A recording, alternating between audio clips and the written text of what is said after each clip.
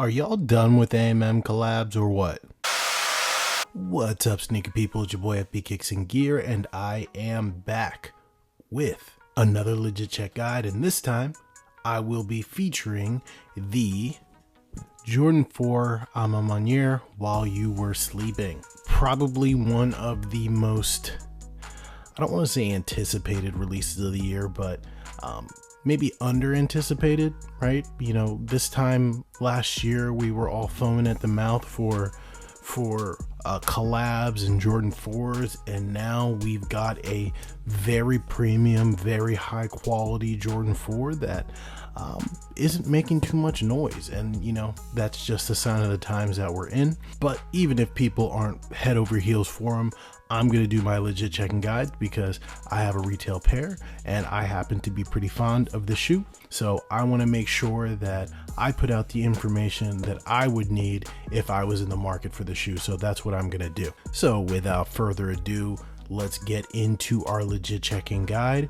And obviously here we have our retail pair here on the left. I got this pair straight from the Maniere website on release day, and we have the replica pair on the right, and you will be able to see all of the information that you'll need on the replica pair, the Instagram account that you're going to pop up on the screen. I always mention this in my videos, but it is really super important that you guys really hone in on the details, not just on the authentic pair, but on the fakes too, so that you know what you're looking for and you can navigate the space well. So with that said, let's get into the legit check guide. And the first thing that we're going to do is we're just going to briefly talk about the boxes. And I say briefly because these are the same exact boxes that have been featured in the Jordan 3 Maniere while you were sleeping videos that I did. They're exactly the same, so you'll be able to see a little bit more of an in-depth look in those videos. But for this, the only thing that you need to know is that the box is bigger and more puffy and round on the rep than the authentic pair. The authentic pair has nice sharp corners. The box just looks better. And when you compare the box labels, you can see that the golds are different, some of the font text are different, and the rep has a pricing tag on it and the authentic pair doesn't. So now that we've talked about the boxes, let's get the boxes out of the way and do our quick guide on the shoes. So here we have the authentic and the rep side by side, and let me know if you guys see anything that immediately stands out to you, because I can definitely see some things right off the bat that would tell me that there are definitely some differences between the authentic pair and the rep. So let's do our classic side-by-side view and take a look. So doing our side-by-side, we can see a number of color differences going from the rep pair to the authentic pair. I would say that the basics are pretty much there, meaning the upper and the material that the upper is made out of. You've got a hairy suede that encapsulates the toe, and that hairy suede is more or less the same on both the authentic pair and the rep, with maybe the authentic pair just being a little bit hairier and thicker of a cut of material.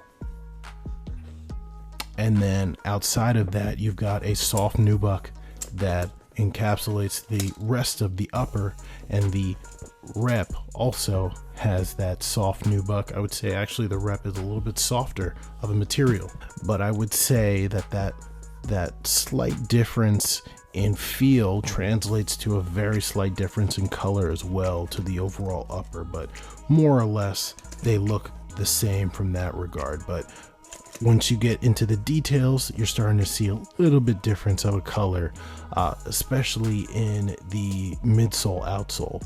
When you look at them side by side, you see that the rubber here is slightly a darker color on the rep than it is on the authentic pair.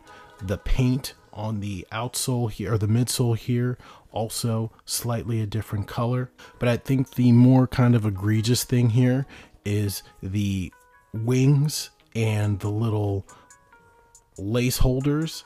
They're just a light gray on the rep, while they're more of a violet, a very light violet, or matching the rest of the upper on the authentic. And that looks pretty apparent when you put them side by side for sure. I'm also seeing some finish differences between the black of the midsole. The rep is like a matte black, very similar to the Jordan 3s, while the Authentic is more of a glossy traditional black that you see on Jordan 4s. Definitely something that you can see the difference in, and that color tone kind of translates to the netting as well. You can see that the netting is more of a gray on the rep and more of that violet, light violet color on the Authentic pair. And then when you move to the toe, you see that as well here. There's also somewhat of a gloss to the mesh underneath the netting. It almost has like a gloss to it, while the Authentic pair is just more of a solid flush color. So we're definitely starting to see those differences for sure. Going to the tongue tags, which is another prominent feature, I don't know really how to explain what this material is, but it's like molded rubber or plastic that protrudes from the tag itself. Notice how the positioning of the Authentic pair is closer to the top ridge of the tongue, while it's lower on the rep. And when you look at the patches that they rest on, they're a slightly different color as well, ever so slight. And then when we look at the A, we've got a similar deal. Notice the placement of the tag in comparison to the top of the tongue when you compare to the Authentic pair. And you definitely have like a bit of a factory flaw here on the rep. It looks a little bit wavy and unfinished on that A compared to the Authentic. And again, same thing on this shoe, gray accents all over the place when they should be matching the suede upper of the shoe. I should say the nubuck upper of the shoe. Moving on to the back, we get more of the same, to be honest. This Nike Air back tab is gray, again, in line with the rest of the shoe, while the Authentic, again, is matching the rest of the upper. So I would say all of the plastic accents on the rep, they just got wrong. Maybe it's because this is an early rep. Maybe it's because they were replicating off of images, or trying to fill in the blanks before they had all the right details, but you can see that that's definitely a difference there. And then when we look at the outsole, they actually look pretty similar. They look pretty close.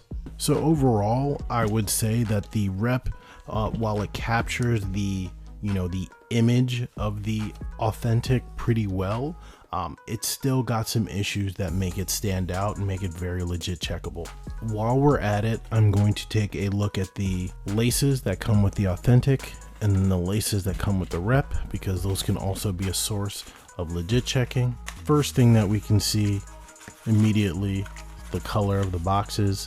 The rep comes with the classic almost reddish brown box that we're used to seeing on reps, while the Authentic is just a bit more cardboard. And looking at the white laces, we see that the Authentic comes in this new style that they're wrapping it in, where the laces are like kind of tucked in the middle, while the reps are just wound like they used to be.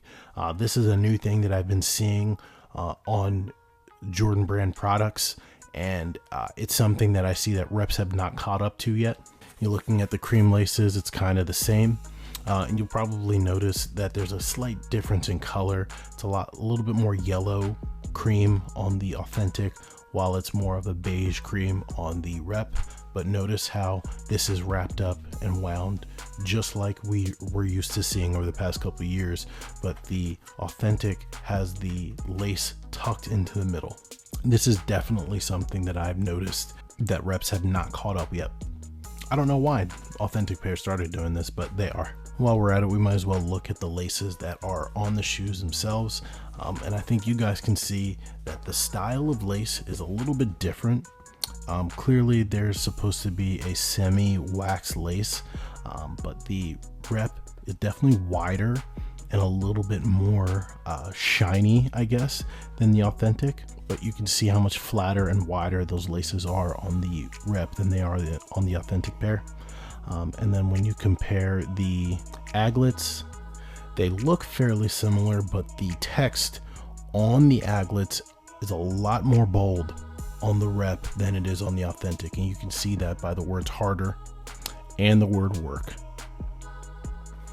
Outside of that, I would do a comparison between the insoles, but I've actually swapped the insoles on my authentic pair with the insoles, the quilted insoles from the first 4, because these actually fit a little bit bigger than I anticipated, and the insoles on the original 4 are quilted and a lot thicker, so they take up a little bit more space in there. From there, we do have the quilted text, the quilted liner, and it's definitely pretty nice on the rep. I will say that there is a slight difference in color. The liner on the rep is a bit darker than it is on the authentic, but outside of that, I'm probably not going to go into much depth anymore, because there's no point in doing a black light test on a shoe that has clear color differences like this. But in the next video, I'll go a little bit deeper into it, and so that we can see what other batches bring to the table. But most importantly, all you really want to do is make sure that the upper is one uniform, conforming color, as opposed to the lace wings being a different color and the net being a different color and everything like that. You want one unified upper. So with that said, guys, I'm gonna wrap up the video. Remember that if you want to see more pictures of the rep, go to the Instagram account on the screen, study those details, because I didn't go too much into depth in this video, and I will see you guys in the next one. Peace.